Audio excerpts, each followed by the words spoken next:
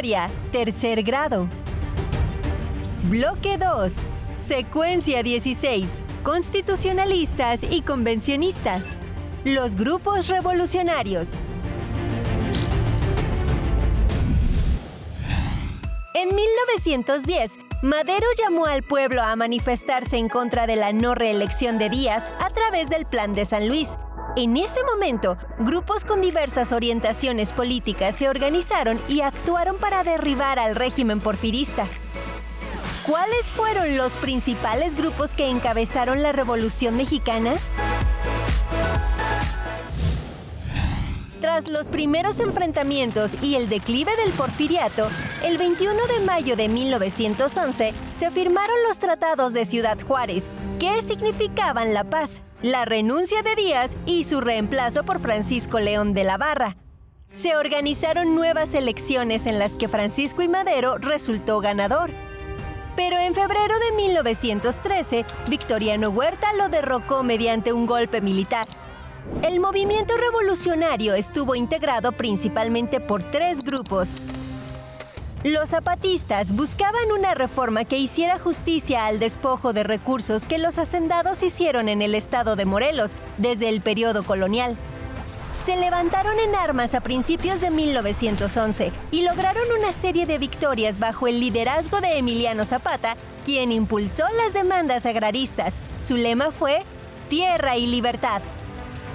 Su ejército estaba conformado por campesinos, jornaleros y peones, a los que se sumaron intelectuales como Otilio Montaño, Gildardo Magaña, Antonio Díaz Soto y Gama y Paulino Martínez.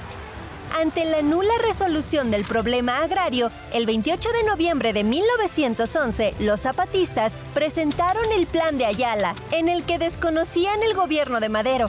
Años después, se opusieron al gobierno ilegítimo de Huerta.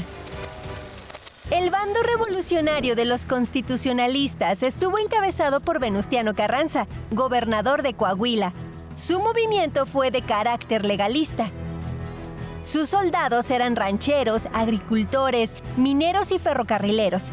Se unieron a partir del Plan de Guadalupe, proclamado el 26 de marzo de 1913.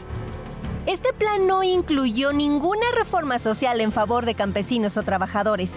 Los constitucionalistas desconocieron el gobierno de Victoriano Huerta y buscaron instaurar la legalidad.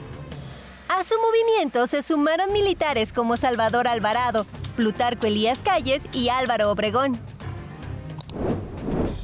En Chihuahua surgió el líder Doroteo Arango, más conocido como Francisco Villa, quien encabezó el villismo. Dentro de las tropas villistas había campesinos, jornaleros, peones y rancheros que buscaban obtener tierras o recuperar las que el régimen porfirista les había arrebatado. En septiembre de 1913, Villa creó la División del Norte. Gracias a su destreza militar y liderazgo, llegó a gobernar el estado de Chihuahua. A diferencia del zapatismo, el villismo no respondía a un programa político. Sus acciones se realizaban al ocupar militarmente una ciudad o región e iban más en un sentido de justicia social, como el reparto de la riqueza de las haciendas. A mediados de julio de 1914, días después de la derrota del Ejército Federal en Zacatecas, Huerta salió del país. En agosto, Obregón entró a la Ciudad de México. Entre octubre y noviembre de 1914, se llevó a cabo la Convención de Aguascalientes, en la que participaron jefes al mando de las tropas para acordar el futuro de la revolución. La convención fue desconocida por Carranza. Desde ese momento, la lucha se dio entre los constitucionalistas, al mando de Obregón y Carranza, y los convencionistas, encabezados por Zapata y Villa, quienes establecieron una alianza en el Pacto de Xochimilco. La División del Norte fue derrotada por Obregón en julio de 1915, a diferencia del zapatismo, que se mantuvo hasta 1919. La victoria final para Carranza fue el reconocimiento de su gobierno por parte de Estados Unidos el 19 de octubre de 1915. La Revolución Mexicana estuvo integrada por diversos grupos con intereses y objetivos distintos.